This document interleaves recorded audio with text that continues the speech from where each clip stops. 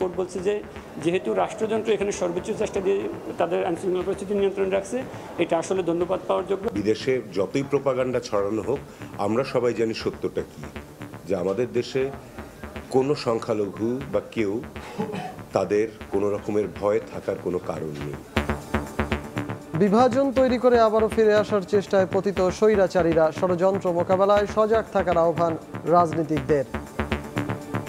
পতিত ফ্যাসিস্টরা প্রতি মুহূর্তেই এই অভ্যুত্থানকে ব্যর্থ করা, যে অন্তর্বর্তী সরকার তাকে ব্যর্থ করার চেষ্টা করছে। ফ্যাসিবাদ পরাজিত হয়েছে, ফ্যাসিবাদ যে কোনো সময় আবার ফিরে আসতে পারে। আমরা এমন কিছু করব না যে হঠকারিতার মধ্য দিয়ে আমরা আবার অন্ধকারের মধ্যে চলে যাব। দেখছিলেন প্রধান শিরোনাম, সন্ধ্যার সময় সঙ্গে আছি আমি সজল মিত্র রিচার্ড। এবার অন্যান্য শীর্ষ সংবাদ। ছাপানো হলো 22,500 কোটি টাকা তারল্য সহায়তা দেয়া হবে দুর্বল 6 ব্যাংকে, মূল্যস্ফীতি না বাড়ার প্রত্যাশা গভর্নরের। আওয়ামী লীগ আমলে আর্থিক খাতে লুটপাটের শ্বেতপত্র প্রস্তুত, রোববার সরকারকে হস্তান্তর। ব্যাংক ও জ্বালানি খাতে হয়েছে ব্যাপক অনিয়ম। স্বজনহারা পরিবার, শেখ হাসিনা, নানক সহ সংশ্লিষ্ট সেনা কর্মকর্তাদের আসামি করার ঘোষণা। এবং শঙ্কাই হলো সত্যি, রামপাল বিদ্যুৎ কেন্দ্রের দূষণে হুমকিতে বিশ্ব ঐতিহ্যের সুন্দরবন। কমছে জলজ প্রাণী, বিপর্যয় ঠেকাতে দ্রুত উদ্যোগ নেয়ার তাগিদ।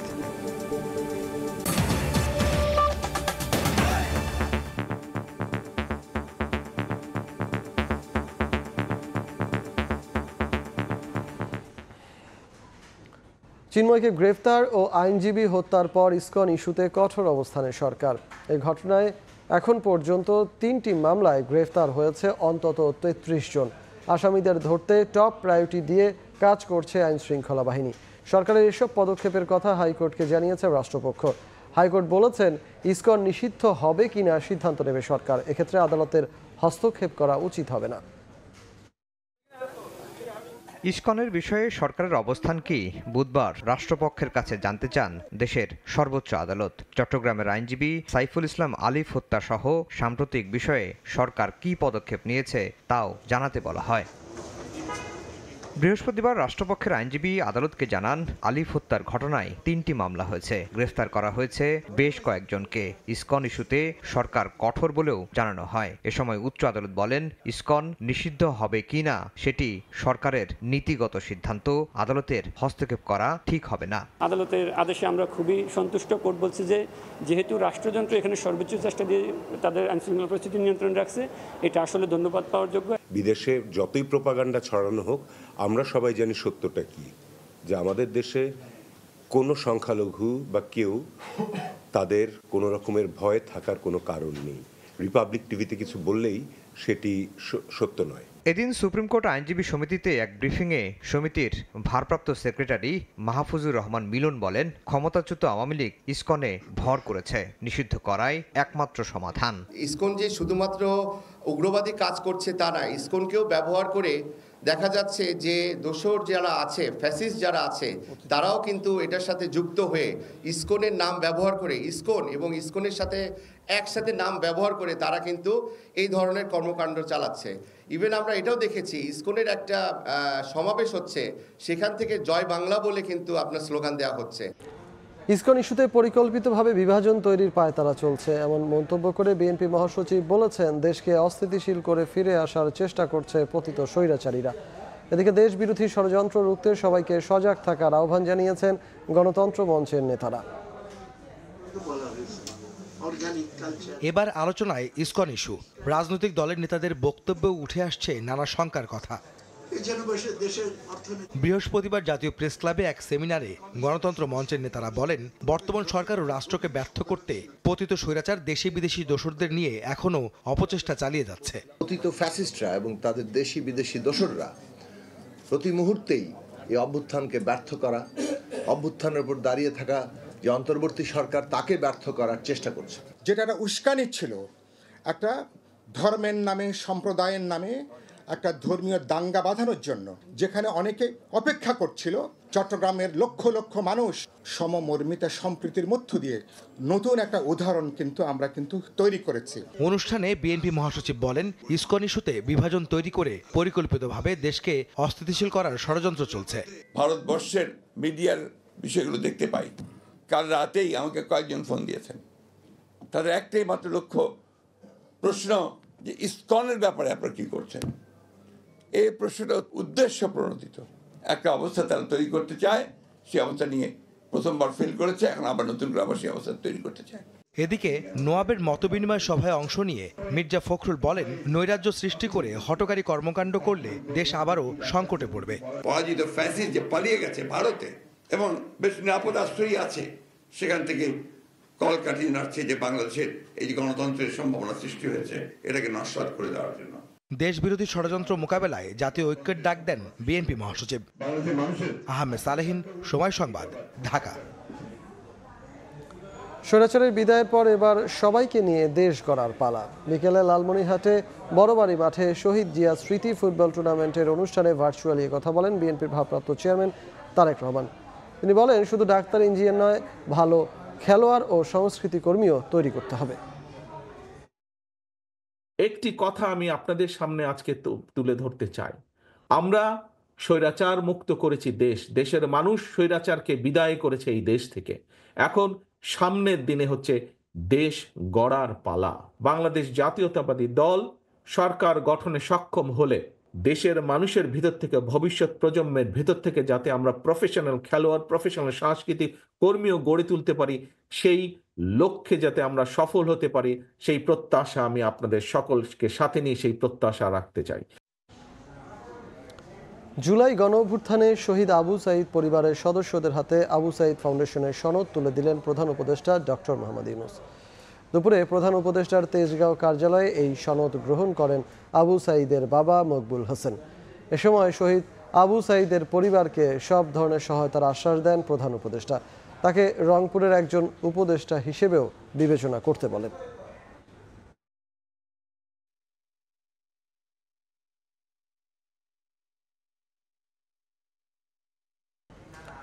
অবশেষে সহজ রাস্তায় হাঁটল বাংলাদেশ ব্যাংক। বৃহস্পতিবার কেন্দ্রীয় ব্যাংকের গভর্নর জানান, দুর্বল ব্যাংকগুলোতে সহায়তার জন্য 22,500 কোটি টাকা ছাপিয়েছেন তারা। এতে আগামী সপ্তাহের প্রথম কর্মদিবস থেকেই 6 ব্যাংক থেকে টাকা তুলতে পারবেন গ্রাহকরা।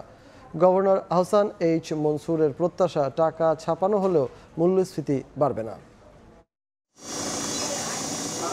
রাজনৈতিক পট পরিবর্তনের পর থেকেই দেশের ব্যাংক খাতের গভীর ক্ষত স্পষ্ট হয়ে উঠছে।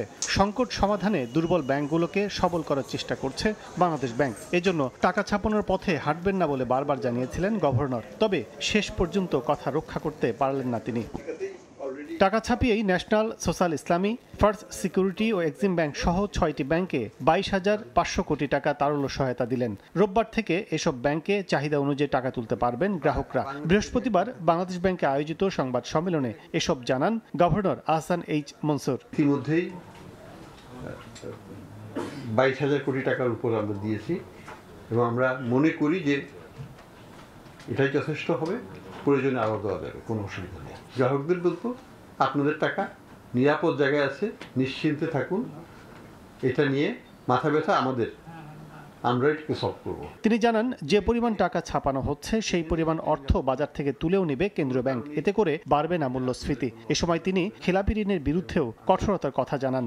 বন্ড ছাড়ার মূল কারণ হচ্ছে আমরা এক হাতে লিকুইডিটি সাপোর্ট দেব, আরেক হাতে লিকুইডিটি উইথড্র করব।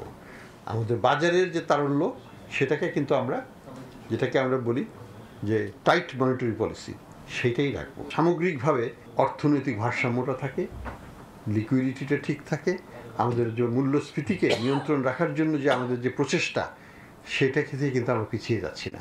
বাংলাদেশের ব্যাংকিং খাতকে দুরবস্থায় ফেলার পেছনে এস আলম দায়ী উল্লেখ করে প্রতিষ্ঠানটির বিরুদ্ধে আইনি ব্যবস্থা নেওয়া হবে বলে আবারও জানালো কেন্দ্রীয় ব্যাংক।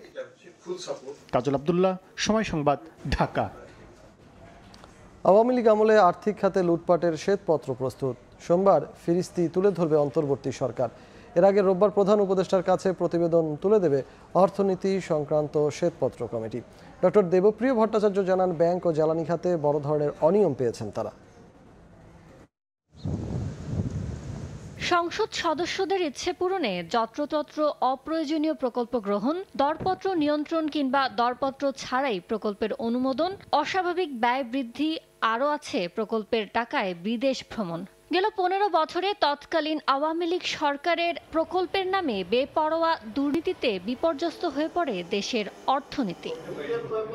রাজনৈতিক পথ পরিবর্তনের পর অর্থনীতির ক্ষত নির্ণয় ও পরিস্থিতি পরিমাপে গেল 28 আগস্ট শ্বেতপত্র প্রণয়ন কমিটি গঠন করে অন্তর্বর্তী সরকার। বিভিন্ন পক্ষের সঙ্গে 3 মাস আলাপ আলোচনা, তথ্যোপাত্য সংগ্রহ ও যাচাই বাছাইয়ের পর এ সংক্রান্ত প্রতিবেদন প্রস্তুত করেছে ওই কমিটি। বৃহস্পতিবার পল্টনে ইআরএফ মিলনায়তনে র্যাপিড আয়োজিত এক অনুষ্ঠানে কমিটির প্রধান দেবপ্রিয় ভট্টাচার্য জানান, 1 ডিসেম্বর তারা সরকারের হাতে প্রতিবেদন তুলে দিবেন। রবিবার দিন মাননীয় প্রধান উপদেষ্টার কাছে শ্বেতপত্র হস্তান্তর করব। এই সময় এই অর্থনীতিবিদ বলেন, ব্যাংক ও জ্বালানি খাতে সবচেয়ে বেশি লুটপাট হয়েছে। তাদের প্রতিবেদনে বিষয়টি তুলে ধরা হবে। ক্যাপাসিটি চার্জের সিদ্ধান্ত একটা অনৈতিক এবং অবৈজ্ঞানিক এবং অর্থনৈতিকভাবে হিতকর নয় এমন একটি পদক্ষেপ, সেটা সরকার বাতিল করে দিয়েছে। আগামী 6 মাসের জন্য করণীয় ঠিক করতে সরকারকে একটি কর্মপরিকল্পনা তৈরির তাগিদ দেন দেবপ্রিয় ভট্টাচার্য। কর্মপরিকল্পনা সামনে দরকার। ইয়ানুর শিফাত, সময় সংবাদ, ঢাকা।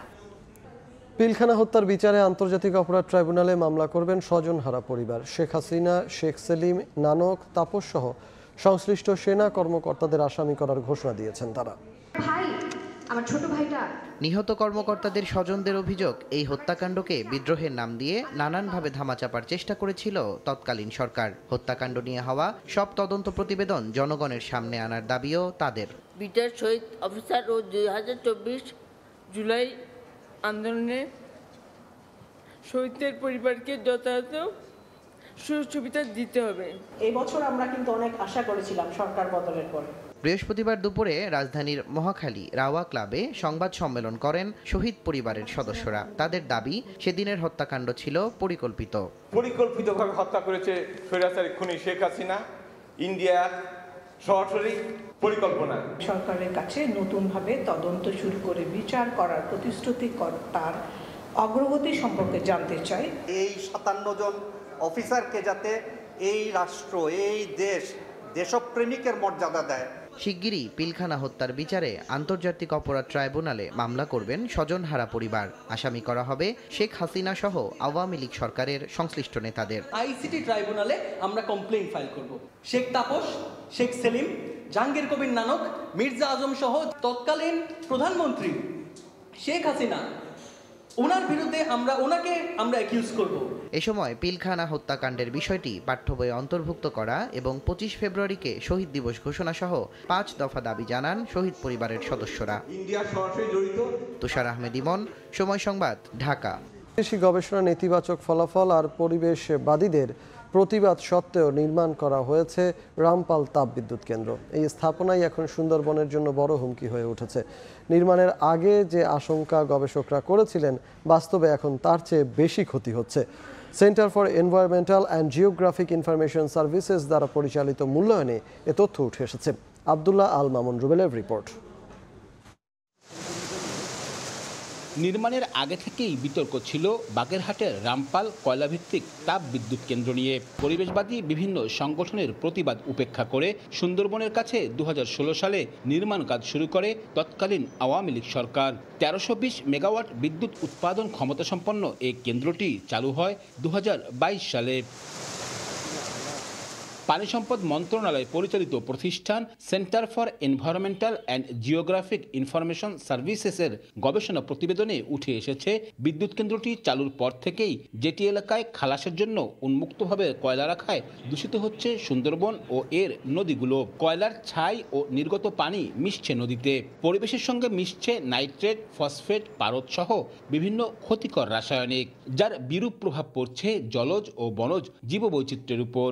100 ডিগ্রি সেন্টিগ্রেড উপরের পানি কিন্তু পশুর নদীতে পড়ছে। মাছ বা অন্যান্য যে জীববৈচিত্র্য, অন্যান্য যে অণুজীব সবগুলো কিন্তু ধ্বংস হয়ে যাচ্ছে। সেখানে সুপার ক্রিটিক্যাল টেকনোলজি ব্যবহার করা হয়েছে এবং নিম্নমানের টেকনোলজি ব্যবহার করার কারণে এই প্রকল্প ইতিমধ্যেই কয়েকবার বন্ধ হয়ে গেছে। বিশেষজ্ঞদের শঙ্কা, ক্রমাগত এ দূষণ এখনই রোধ না করা গেলে সুন্দরবন সহ এ অঞ্চলের জীববৈচিত্র্যে দেখা দেবে ভয়াবহ বিপর্যয়।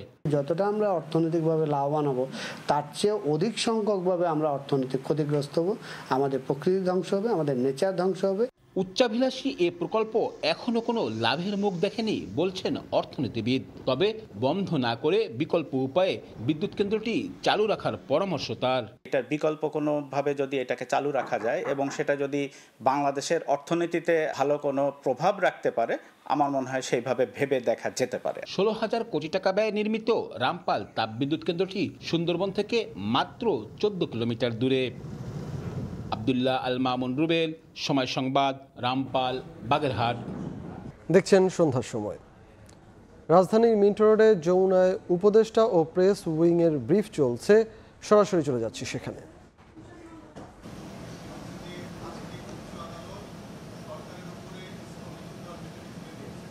সরকারের ইসকনকে নিষিদ্ধ করার বিষয়ে পরিকল্পনা কি, আর আরেকটি বিষয় হচ্ছে চিন্ময় দাসকে আসলে কি মানে স্পেসিফিক কি অভিযোগে তাকে গ্রেফতার করা হয়েছে সেটা এখনো স্পষ্ট না। মানে পতাকা অবমাননার কথাটা বলা হচ্ছে, কিন্তু রাষ্ট্রীয় যে থ্রেটের কথাও বলা হচ্ছে সেই বিষয়টি স্পষ্ট না। রাষ্ট্রীয় থ্রেটটি কীভাবে আসছিল সেই বিষয়টি স্পষ্ট করে। আচ্ছা, গভর্নমেন্টের পজিশন, এটা হাইকোর্ট ডিভিশনে, আমি যতটুকু দেখেছি হাইকোর্ট ডিভিশনে যে মামলাটি গিয়েছে ওখানে রিটের শুনানি হিসাবে সেখানে বলা হয়েছে যে গভর্নমেন্ট এই বিষয়ে উদ্যোগ নিচ্ছে, যেহেতু বলতো এটা হাইকোর্ট, আর হাইকোর্ট এটা গভর্নমেন্টের উপরে অর্পণ করেছে এবং গভর্নমেন্ট, আমরা মনে করি যে আমাদের দিক থেকে বাংলাদেশে কোনো সংগঠন নিষিদ্ধ করা, কোনো সংগঠনকে নিবন্ধন বাতিল করা বা যেই ধরনের আইনি উদ্যোগেই হোক না কেন, এটা নির্দিষ্ট প্রক্রিয়া অনুসরণ করে এবং তদন্ত সাপেক্ষে আমরা এটা করতে চাই, যাতে কোনো কোয়ার্টার্সে কোনো ধরনের অনিশ্চয়তা এবং সংকট না তৈরি হয়। তো এটা আমরা নিশ্চিত করব যাতে হচ্ছে সুষ্ঠু তদন্ত এবং সম্পৃক্ততা পাওয়া গেলে আমরা সেই ক্ষেত্রে ব্যবস্থা নেওয়ার ক্ষেত্রে আমরা মনে করি যে আমাদের অ্যাডভাইজারি কাউন্সিলে আলোচনা সাপেক্ষে এটা আমরা সিদ্ধান্ত নিই। আর দ্বিতীয় বিষয়টি চিন্ময় কৃষ্ণ দাসের বিষয়ে আমাদের অ্যাডভাইজারি কাউন্সিলের অনেকেই ইতিমধ্যে বলেছেন, ওনার বিরুদ্ধে স্পষ্ট একটা অভিযোগ আছে। যেই মামলায় ওনাকে গ্রেপ্তার করা হয়েছে ওই অভিযোগেই ওনাকে গ্রেপ্তার করা হয়েছে, এটা খুবই স্পষ্ট এবং এটা বারবার রিটারেটেড করা হয়েছে এবং ওই অনুযায়ী ওনার মামলা চলমান এবং এটা বিচারাধীন বিষয় এবং যেই কোর্টে বিচার চলতেছে ওই কোর্টের কাছে এটা ন্যস্ত আছে, ওনারাই ডিসিশন নেবেন যে এটা কিভাবে এটা প্রসিডেড হবে।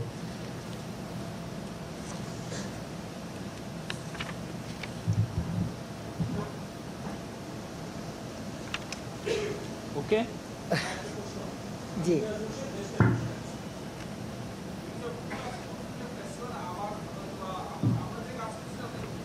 দেখছেন সন্ধ্যার সময়। ওয়েস্ট ইন্ডিজের বিপক্ষে ওয়ানডে সিরিজ সামনে রেখে মিরপুরে ঐচ্ছিক অনুশীলন করেছেন মাহমুদুল্লাহ রিয়াদ, মুস্তাফিজুর রহমান ও নাজমুল হোসেন শান্ত। তবে শঙ্কা আছে তাওহিদ হৃদয়কে নিয়ে। আফগান সিরিজে গ্রোয়েনের ইনজুরিতে পড়েন টাইগার অধিনায়ক, যে কারণে মিস করেছেন ওয়েস্ট ইন্ডিজের বিপক্ষে চলমান টেস্ট সিরিজও।